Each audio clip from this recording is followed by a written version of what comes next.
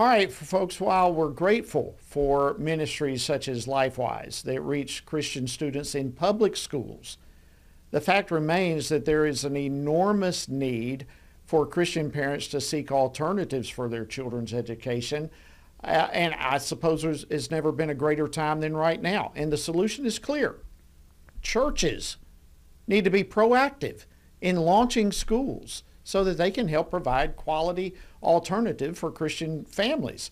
And thankfully, there are many more churches and communities that are stepping up to do this. And joining me now to discuss this is David Goodwin. He's the director of the Association of Classical Christian Schools, ACCS. David, welcome to Washington Watch. It's great to be here. Thank you for having me. Well, listen, it is great for us to have you, and we appreciate what you're doing on this special edition of Back to School Issues. There are so many different issues. So let's just jump off the bat here on your particular role. Why is it so important for churches to start or to open Christian schools? Well, for over 1,000 years, it was the churches that did the educating. They were the ones responsible, and they sustained the Christian worldview through that process. It's only been the last 100 or 150 years that that's moved away from the schools, away from the churches and into the public school system. So what we're calling for is a form of Christian education called classical Christian education, which seeks to restore that form that was existent before the American public school system developed. And we would love to have churches across the country join with us in building those schools. We have about 500 right now in our membership. We've been operating for the last 30 years. And the demand is really, frankly, going so high at this point that we're dependent on church buildings and church resources to get these schools started. It's amazing. We have 4 grandchildren, all of whom are in classical education, 2 in Christian classical. And listen, I can testify personally of just how powerful and effective what you're doing is and what it has done for our 2 grandchildren who are specifically lined up there with you. Can you tell us a little bit more, people who are not familiar, about your organization and how you really support Christian schools?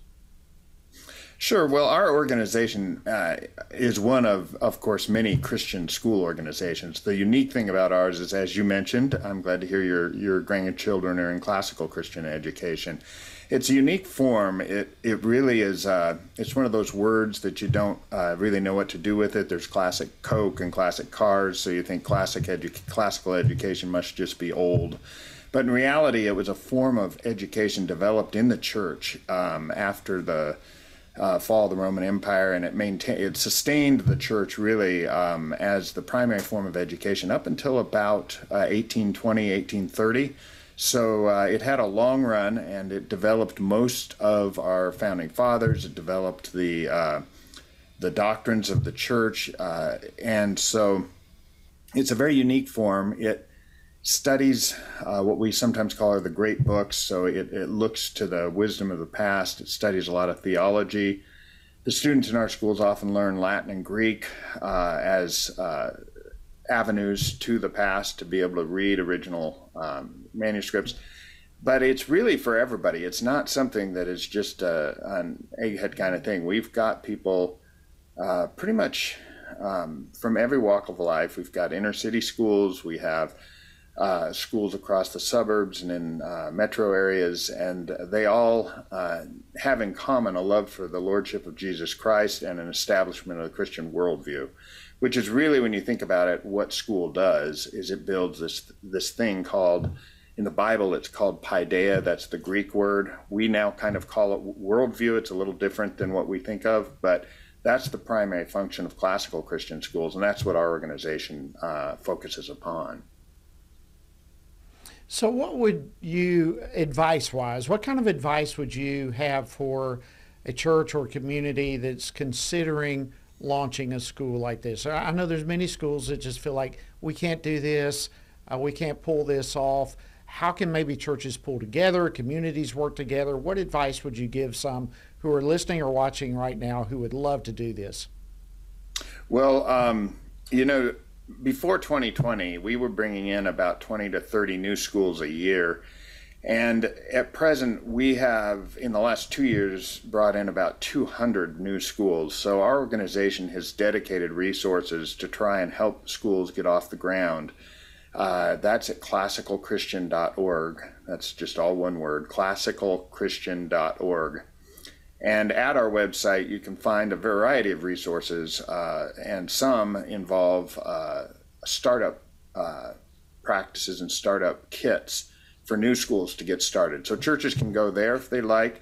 The other thing I like to really emphasize to churches is that this may seem daunting, but really education has been made a little bit overcomplicated by all the bureaucracy and all the systems that have to be there for things like public schools. Really, all it takes is a room, a teacher, and some kids. Now, of course, the teacher has to be, gifted at teaching. It's a spiritual gift, but don't think too small is too small. Most of our schools start with between 3 and 12 students the first year.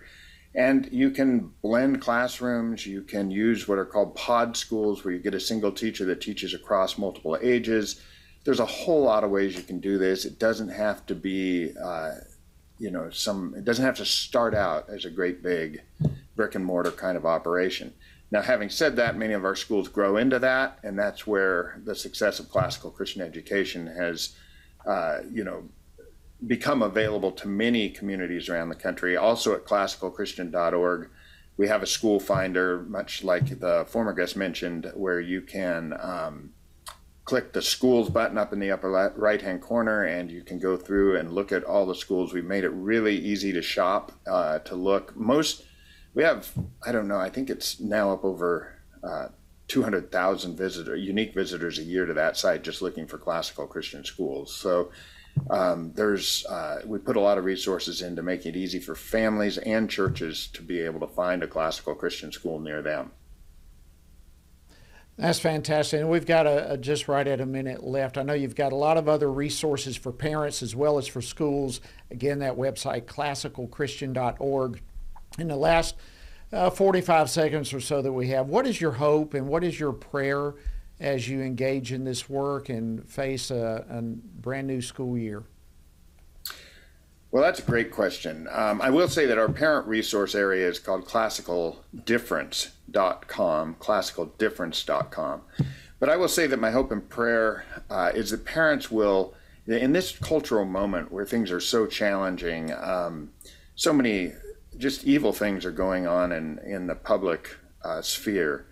It's time for us as Christians to come back to the kingdom, to come back to Christ, to dedicate all of the universe, all of the world, to his service and to his glory. Got about 15 seconds, David.